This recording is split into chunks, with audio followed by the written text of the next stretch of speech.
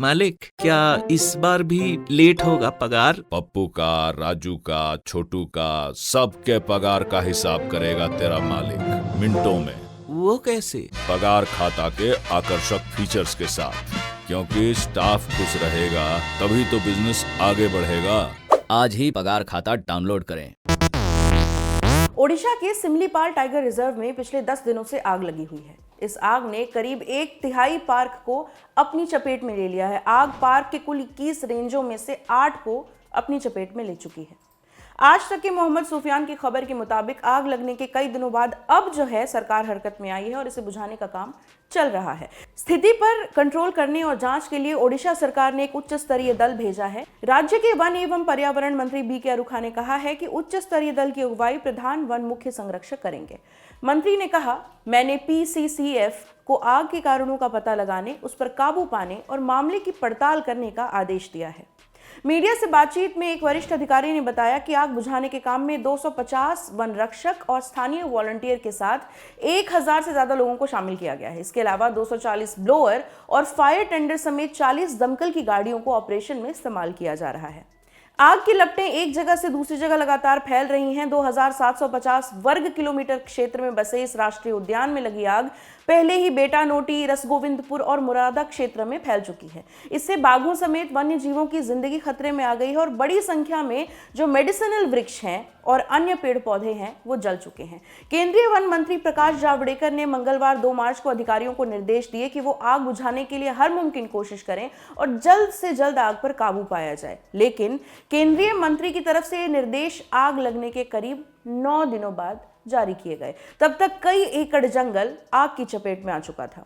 Similipal national park जो है वो ओडिशा के मयूरभंज इलाके में आता है। यहाँ आग लगने के बाद कई लोगों ने प्रशासन से इसकी शिकायत की थी, लेकिन तुरंत कोई कार्रवाई नहीं हुई। जब मयूरभंज के शाही परिवार की राजकुमारी अक्षिता भंजदेव ने इसे लेकर ट्वीट किया तो जाकर प्रशासन और सरकार हरकत में आए। अक्षिता ने नेशनल मीडिया पर भी गुस्सा उतारा और कहा कि एशिया के दूसरे सबसे बड़े बायोस्फीयर रिजर्व में आग लगी है और कोई भी नेशनल मीडिया इसे कवर नहीं कर रहा है।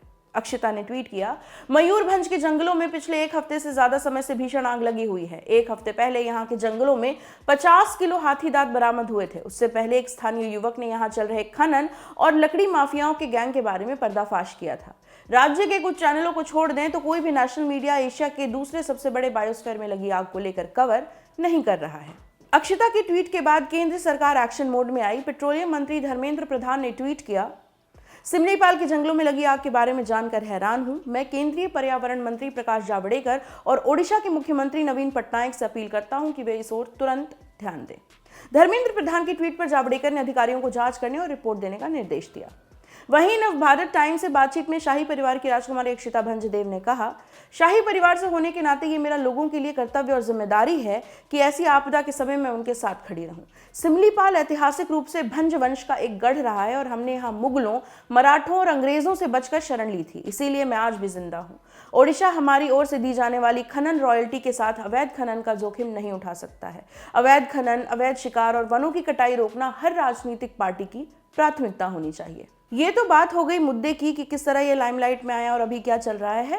बात करते हैं इस पर कि जंगल में आग क्यों लगी।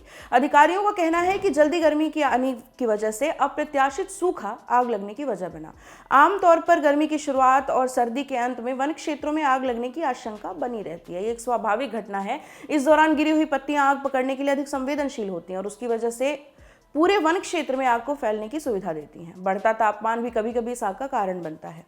लेकिन वन अधिकारियों और पर्यावरण के लिए काम करने वाले कार्यकर्ताओं का ये कहना है कि अधिकतर जो आग होती है ये मानव निर्मित होती है। ओडिशा के wild life expert Vishwajit Mohanty ने लल्लन टॉप से बातचीत में कहा, ज्यादातर मामलों में शिकारी आग लगाते हैं। आग लगाने से जानवर बाहर निकल आते हैं और उन्हें शिकार करने में आसानी होती है।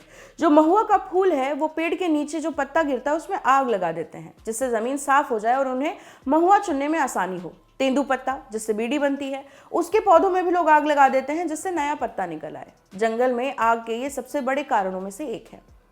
इन कारणों के अलावा इस साल आई गर्मी की वजह से भी जंगलों में आग लग रही है। हालांकि बारिश के बाद ये जो स्थिति है ये नियंत्रण में आ जाती है। पिछली बार 2015 में जंगल की आग की आखिरी बड़ी घटना सामने आई थी। डाउन टू अर्थ की एक रिपोर्ट के अनुसार 22 फरवरी से 1 मार्च के बीच ओडिशा के जंगलों में आग लगने की 5291 घटनाएं दर्ज हुई हैं। फॉरेस्ट सर्वे ऑफ इंडिया के मुताबिक ये आंकड़ा देश में सबसे ज्यादा है। Wild life expert Vishwajit Mohanty ने बातचीत में बताया, इस तरह की आग में छोटे छोटे जीव जो हैं जैसे खरगोश या अन्य जानवर वो जलकर राख हो जाते हैं। ये किसी को दिखाई नहीं देता है। कई छोटे छोटे जंगली पेड़ पौधे जल जाते हैं। बड़े पेड़ों को उतना नुकसान नहीं होता, लेकिन जंगल घट जाता है। जंगल का जिस तरह से फैलाव होना चाहिए, जिस तेजी से होना चाहिए, उस तेजी से नहीं होता। सरकार ने इस आग को बुझाने में देरी की। जब नेशनल इशू बना तब राज्य सरकार ने कदम उठाया। जितना जलना था जंगल को, वो 12 दिन के अंदर जल चुका है। बात हमने की थी सिमलीपाल नेशनल पार्क की। ये इतना महत्वपूर्ण क्यों है? सिमलीपाल का जो नाम है ये सिमुल यानी रेशम कपास के पेड़ से लिया गया है। सिमलीपाल नेशनल पार्क 5569 वर्ग किलोमीटर में फैला है। इस नेशनल पार्क में एलिफेंट रिजर्व और टाइगर रिजर्व जैसे संरक्षित क्षेत्र हैं। सिमलीपाल नेशनल पार्क में बंगाल टाइगर, एशियन एलिफेंट, गौर और चौसिंगा बड़ी संख्या में पाए जाते हैं। 2009 में यूनेस्को ने सिमलीपाल को world network of biosphere reserves की लिस्ट में शामिल किया था। उससे पहले 22 जून 1994 को भारत सरकार ने इसे बायोस्फीयर रिजर्व घोषित किया था।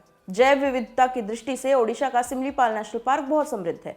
ये देश का तीसरा सबसे बड़ा जैव मंडल रिजर्व है, जहां पर वन्य जीव और विभिन्न प्रकार की वनस्पतियों की भरमार है। सिमलीपाल में पौधों की कुल 1076 प्रजातियां हैं। इसके अलावा स्तनधारी, सरीसृप और विभिन्न प्रजाति के पक्षी इस नेशनल पार्क में हैं, जो कि पर्यावरण और पारिस्थितिक तंत्र के लिए बेहद जरूरी है। ये स्टोरी आप तक लेकर आए थे डेविड।